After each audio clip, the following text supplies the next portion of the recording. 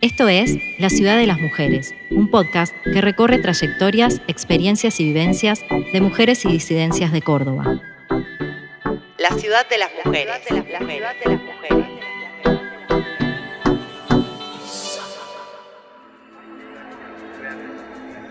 Les damos la bienvenida a La Ciudad de las Mujeres, un proyecto de la Asociación Civil Juntas por el Derecho a la Ciudad.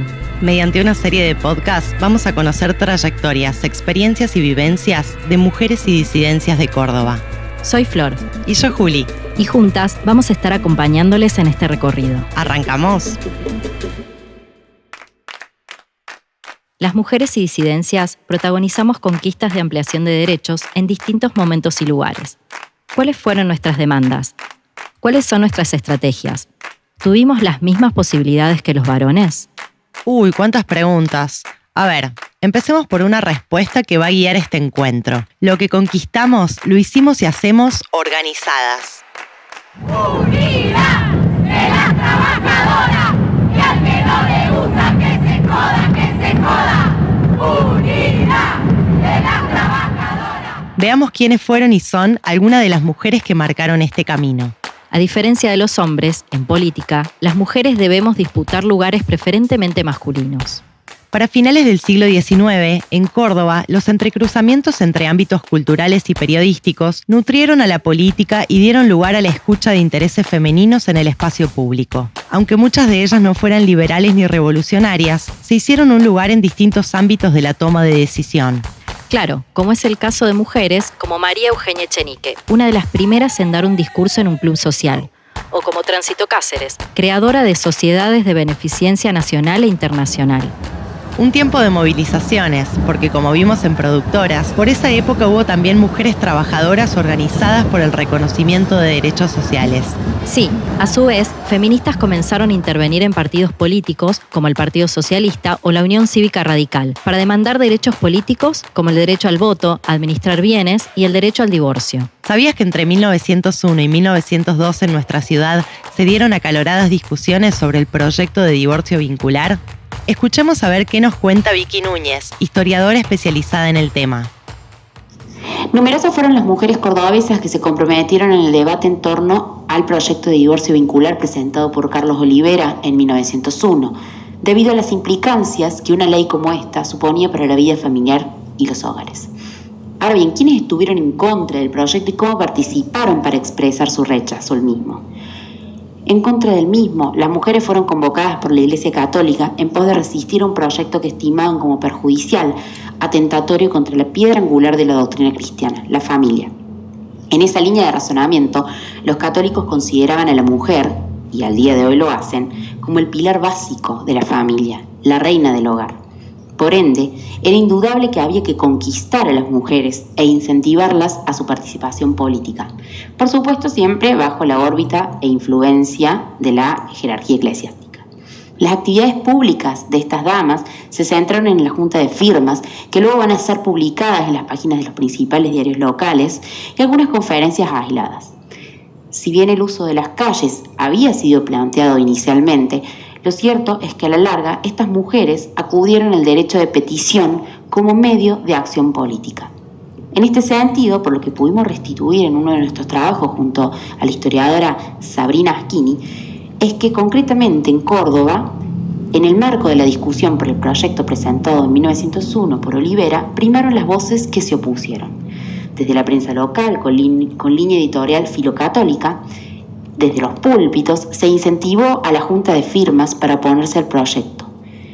Al año siguiente del fracaso del proyecto de Olivera, la escritora y periodista española Eva Canel visitaba la ciudad de Córdoba, siendo una de las primeras mujeres en pisar el salón de grados de la universidad, y vio oír su voz en contra del proyecto. Canel había, además, mantenido un intercambio epistolar muy interesante con Carlos Olivera, presentando allí sus posiciones en torno al divorcio vincular. Ahora bien, del lado pro divorcio, los diversos posicionamientos conformaban un arco bastante más heterogéneo. No todas las mujeres coincidían sobre la urgencia de esta ley. Algunas consideraban que era tan solo un remedio para una situación mucho más penosa relativa a la falta de derechos políticos, civiles, educativos de las mujeres. Ahora bien, aquellas que defendieron el divorcio postulaban que su aprobación remediaba situaciones penosas que se daban en el interior de los hogares, violencias, hijos ilegítimos, etc.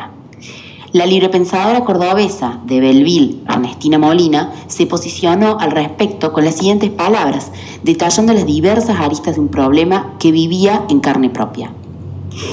Decía Ernestina: envío mi voz, bastante autorizada por cierto, pues sufro las consecuencias de la indisolubilidad del matrimonio y soy por lo tanto un ejemplo palpable de esa ley que se empeña en tener atados a los cuerpos cuando las almas están desunidas. Aunque tuvimos que esperar más de 70 años para que se concrete, qué importante lo que hicieron aquellas mujeres por nuestros derechos a elegir libremente. Seguinos en las redes, @Juntas por el Derecho a la Ciudad. Córdoba es una ciudad diversa y desde siempre convivieron distintas posiciones políticas. La reforma universitaria de 1918 es un ejemplo de ello, donde se puso de manifiesto la transición de una sociedad tradicional a una sociedad liberal, donde las mujeres también fuimos protagonistas, aunque invisibilizadas en el relato oficial. Seguro te suenan los nombres de Deodoro Roca, Arturo Orgaz, pero ¿escuchaste sobre María Ofelia Grandoli? Fue una estudiante de ciencias médicas, militante en la reforma universitaria. En 1918, presidió junto a Ana Mori el Comité Femenino de la Asociación Córdoba Libre, siendo además delegada de la Escuela Profesional de Señoritas. En la manifestación estudiantil reformista del 23 de junio, convocatoria que fue acompañada por sectores obreros, Ofelia estuvo a la cabeza de la manifestación portando la bandera argentina y pronunciando su discurso. Vosotras, compañeras, que sé que las hay aquí presentes y que habéis dado este gran ejemplo, no reparéis jamás en vanos prejuicios. Avanzamos siempre con paso firme por los más crueles y áridos senderos, hasta la estrella luminosa que nos atrae en el vasto universo de las ciencias.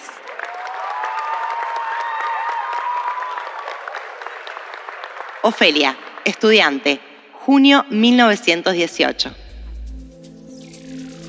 Las mujeres nos hicimos escuchar en distintos lugares, sindicatos, parlamentos, universidades, pero tengo una inquietud respecto al derecho a elegir y ser representantes. ¿Hablas del derecho a votar? Sí, porque si la sanción del sufragio universal fue en 1912, las mujeres argentinas votaron recién en 1951.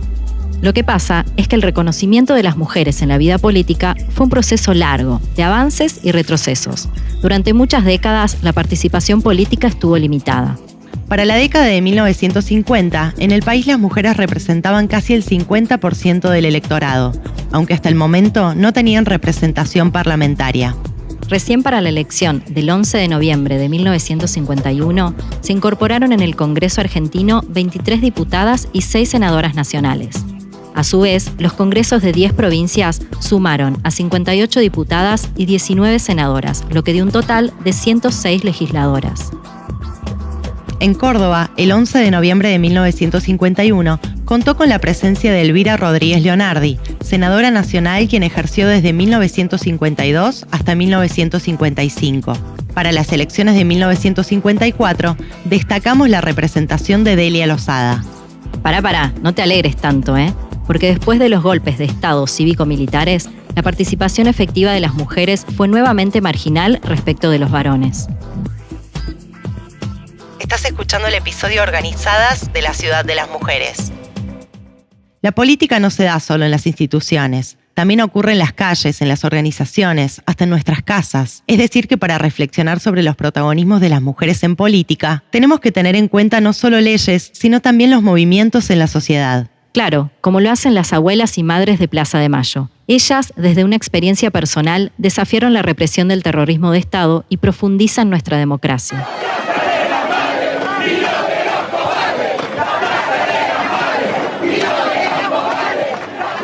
Sonia Torres, una abuela de Plaza de Mayo de Córdoba, al día de hoy junto con sus compañeras sigue participando en distintas luchas, siempre organizada. Soy Sonia Torres, tengo 91 años y me gusta presentarme como la mamá de Silvina, embarazada de 6 meses, y suegra de Daniel, el esposo de mi hija.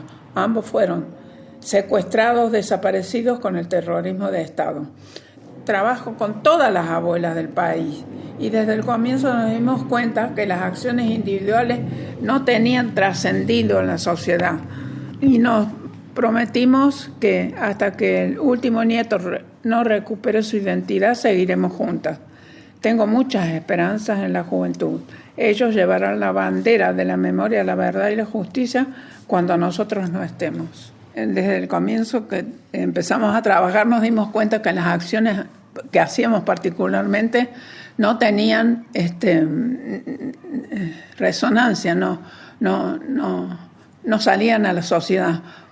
Y no era lo mismo presentar un habeas corpus en un juzgado que ir 10 madres o 10 abuelas a presentar el mismo día.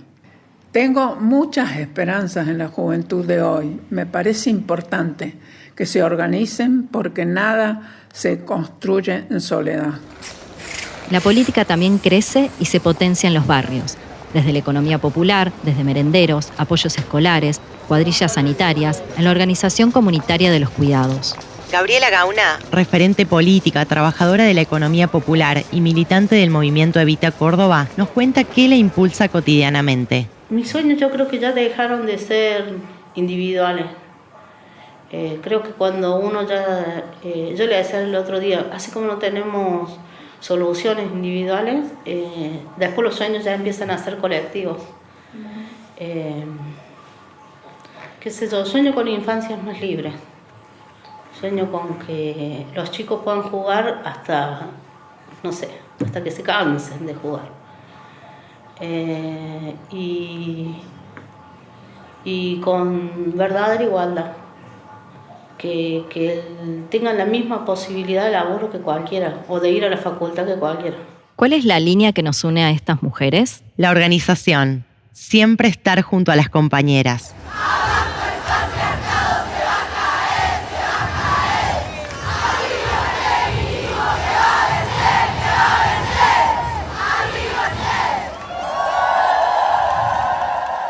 Pensemos en la ampliación de derechos lograda por el movimiento de mujeres y la masiva visibilización de nuestros reclamos desde aquel 3 de junio de 2015, cuando nos encontramos en las calles para gritar que vivas y libres nos queremos.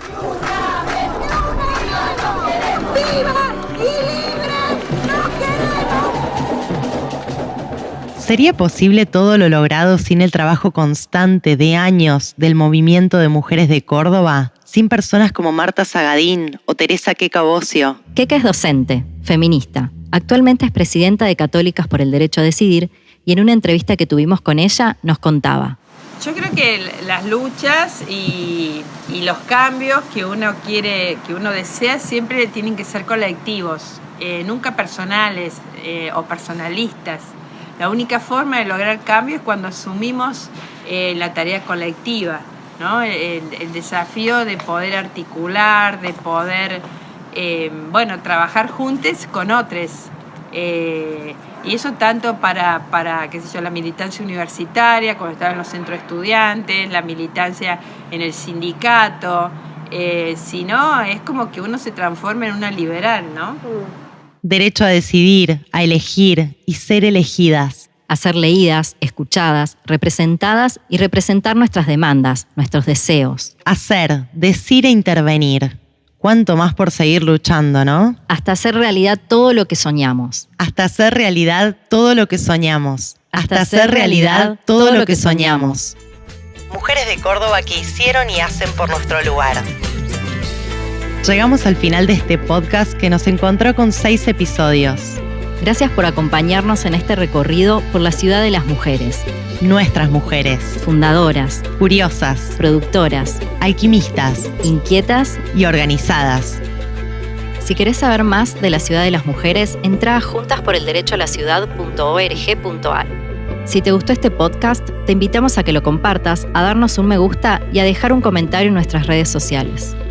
Agradecemos a quienes colaboraron con la Ciudad de las Mujeres, un proyecto de la Asociación Civil Juntas por el Derecho a la Ciudad, que fue financiado y apoyado por el Fondo de Mujeres del Sur, en el marco de la convocatoria Liderando desde el Sur.